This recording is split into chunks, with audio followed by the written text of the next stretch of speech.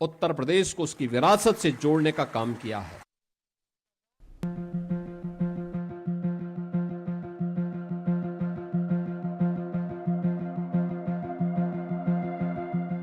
UP और बिहार कथावाचक पर तकरार, चुनाव की आहट, जाति पर सियासत। संत से लीजिए ज्ञान, क्यों बात तलवार म्यान। यूपी में कथावाचक की जाति पर बवाल है। 21 जून से मामले ने तूल पकड़ लिया है। गुरुवार को इटावा के दांदफपुर में भारी बवाल हुआ। पुलिस के साथ यादवों के संगठन के साथ झड़प हुई। थाने को घेर लिया गया। पुलिस की गाड़ी को नुकसान पहुंचाया गया। पुलिस को हवा में गोली चलानी पड़ी। खबर क्यों तनाव हंगामे की, जात न पूछो साधु की। इटावा के दांदफपुर में कथावाचकों से बदसलूकी हुई तो 4 आरोपियों को गिरफ्तार कर जेल भेज दिया गया। कथावाचकों के यादव होने, लेकिन ब्राह्मणों के नाम से कथा कहने, पहचान छिपाने और फर्जी आधार कार्ड की बात सामने आई तो उन पर भी केस दर्ज हुआ।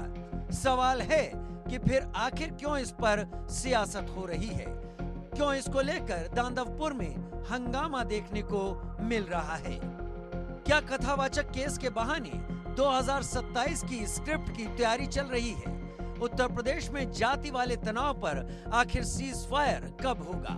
4 आरोपियों को जेल भेजा गया है, फिर विवाद क्यों है? कथावाचक पर पहचान छिपाने के आरोपों की सच्चाई क्या है? दांदफपुर में बवाल के पीछे आखिर किसकी साजिश है? साधु की कोई जाति नहीं होती, उसका ज्ञान ही महत्वपूर्ण होता है और उनसे ज्ञान ही लेना चाहिए। संत कबीरदास कहते हैं, जाति न पूछो साधु की, पूछ लीजिए ज्ञान, मोल करो तलवार का, पड़े रहन दो म्यान।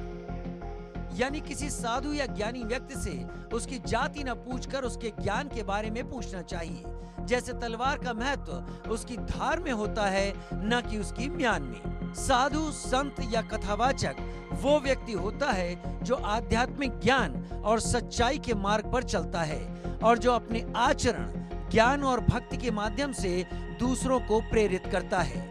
हिंदू धर्म और दूसरे भारतीय धर्मों में संत उस व्यक्ति को कहते हैं जो सत्य आचरण करता है और आत्मज्ञानी होता है। फिर सवाल है कि कथावाचकों के साथ बदसलूकी क्यों की गई?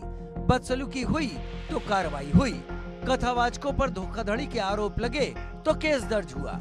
मामला कानून के समक्ष है, तो फिर इस पर राजनीति क्यों हो रही है?